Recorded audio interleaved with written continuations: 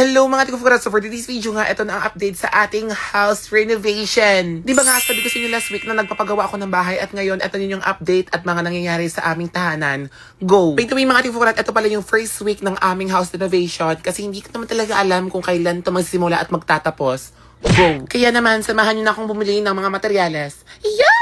At nga pala, sumama talaga ako dito kala mama at kala papa para malaman ko kung magkano yung gagastusin, kung saan gagastusin, at kung magkano talaga yung total ng gagastusin na para bang nagtitipid. Kasi aminin nyo, mas mahal mo pa-renovate ng bahay kaysa magpagawa ng bagong bahay, te. Divine. At recently din kasi marami din akong gastusin, madami akong binayaran, at madami din akong mga responsibilidad na kayang bayaran at i-payment. Kaya medyo tipid-tipid muna tayo ngayon, ha? Opo. So, pagkatapos namin bumili ng materials, is yan na, dineliver na sa bahay namin at hinakot na siya. Suffer dami pala ng mga biniling hollow blocks, mga semento, mga kung anong-anong anek-anek na para bang huwag na lang kayo ituloy ang bahay na to at matulog na lang sa labas. Uy, hindi. Super happy at super saya ng puso ko kasi finally ma-renovate na naman ang aming bahay kasi last year pina-renovate ko siya pero hindi masyadong na-renovate kasi bumili ako ng lupa. Kaya naman ngayon, i-all out na natin siya. Go! By the way, mga anong inuna pala nilang sementohin tong daanan na to para makadaan yung motor ko at makapag-parking din sa loob. Kasi pag sa labas nakapark yung motor ko, naarawan siya ng ulanan at parang mabilis siyang malumati kaya gumawa ng paraan para ma-park dito sa loob. So ayun na nga, pinasemento ko siya, pinaayos ko siya at next naman na ating ipapaayos is ang ating terrace. Over naman sa terrace, nga pero pinagawa ko ang aming terrace para may tambayan yung mga visitors ko every time na pupunta ng bahay. Diba? Hindi naman siya sobrang kagandahan yung tipong may matatambayan lang kami every time na nagiinuman or every time na nagchichikahan or nagve-video okay. Kasi yung sala namin pagpasok mo ng bahay is kusina agad so parang hindi siya giving so aayusin natin siya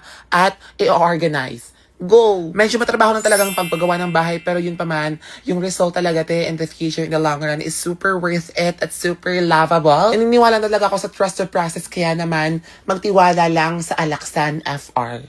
Go! Pagkatapos na nilang gawin yung semento, yung daanan, yung mga tiers namin is sunod naman ang ginawa is ang aming mga fundasyon. Yung bahay kasi namin para siyang puzzle-puzzle lang siya, ginawa lang siyang parang semento at wala siyang pundasyon at hindi siya masyadong matibay. Kaya ngayon binabakbak yan para maglagay ng parang sobrang straight na concrete na pundasyon. Pundasyon, querido ko, por suelco ako, morques peso pundasyon. Na para bang nung nakita mo yung mga ginastos mo, mapasasabi ko na lang talaga ng porque contigo oya asuhi. Spanyol yan. Pero kung pa man nga, it's all worth it and it's all going to be fine. Na para bang yung pera kikitain yan, pero yung bahay mo, pag nakita mo maganda, sobrang sarap sa feeling. Right?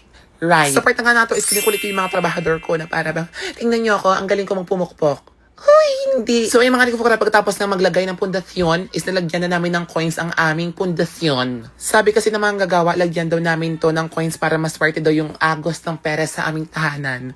Yes! Tsaka wala namang mawawala kung gagawin mo or hindi mo gagawin, diba? At least nagawa natin siya para malay mo, mag-workout, Eddie, swerte tayo ngayong 2026. Right? Medyo cut-cut na lang yung videohan ko ditong mga film at mga video na inaayos ng bahay kasi every time na dito ako sa bahay at may gumagawa ng bahay, is umaalis ako kasi ayaw ko maalikabukante kasi medyo meron akong asma ng kabataan at baka umubo-ubo na lang talaga yung tao na to ba. Kaya kung nakikita mong ganito lang yung film ko, okay lang yan kasi pabidyohan ko naman siya sa ate ko. So far na naman, ito lang naman yung update sa bahay namin. Ginagawa pa lang siya at hindi pa kami nagproceed sa loob at iunahin mo na yung itaas at papaba. Spaghetti pataas, pataas na pababa.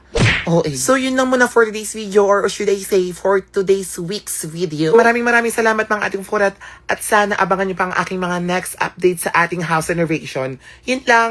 Bye!